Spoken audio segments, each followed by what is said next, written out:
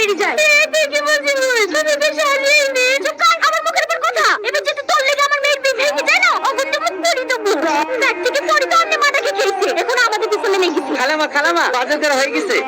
এলেন বাকি টাকা। এই যা, রানীর সাথে কি ফলগুলো কাটগা। আচ্ছা রে, মুখ ধুইছি, কপালে কষ্ট হচ্ছে। হ্যাঁ চ মা, তোকে সাজিয়ে দিই কি? কাঁদেন না, আপনি এবারে বড় মেয়ে হওয়ার পরে আপনার উপরে যেভাবে অত্যাচার করে দেখি আমারই কষ্ট হয়। তাই যদি আপনার আব্বু বেঁচে থাকতো তাহলে কোনোদিন আপনাকে এভাবে কষ্ট দিতে পারতুক না।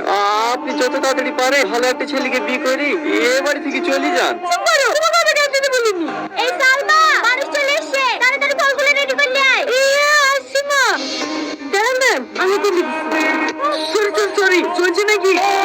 না না, ঠিক আছে। আব্বা আমি এই মেয়েটাকে বিয়ে করবো। বিয়ে করবে বলে বিয়ে দেবো নাকি? একটা মেয়েকে দেখছিস আর একটা মেয়ের দিকে নজর। আপনার তো চরিত্রই ভালো না। জানেন বাড়ি থেকে দিল্লি তো আমার মেয়ের বিয়ে হয়নি। বিশেষ করে মা, আমি এবার কোনো দোষ নাই। আমার পেছনে চাবিটা তুলতে গেছিল। চাবি তুলতে গেছিলি? নো। আর সেরকম ছেলে আছে? ছেলে থাকবে না কেন? অর্থাৎ কত ভালো ছেলে আছে। সমস্যা তো হচ্ছে আপনার সব মেয়ের লেগে।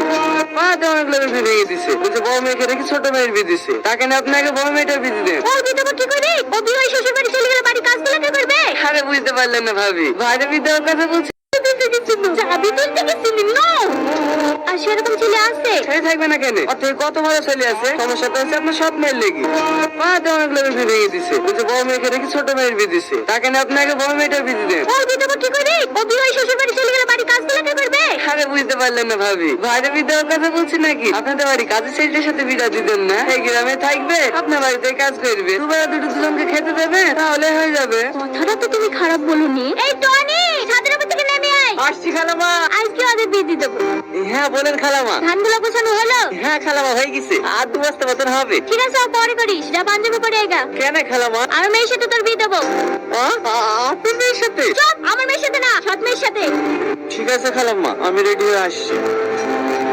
খেয়ে নাও, খাবারটা খেয়ে নাও। আমি জানি আমার সাথে বিয়ে হয়েছে বলি তুমি মন খারাপ করে কিচ্ছু খাওনি। আমি বুঝতে পেরেছি তোমার আমাকে একটুও পছন্দ না, কিন্তু আমি যদি বিয়েটা না করতাম তাহলে তো আমার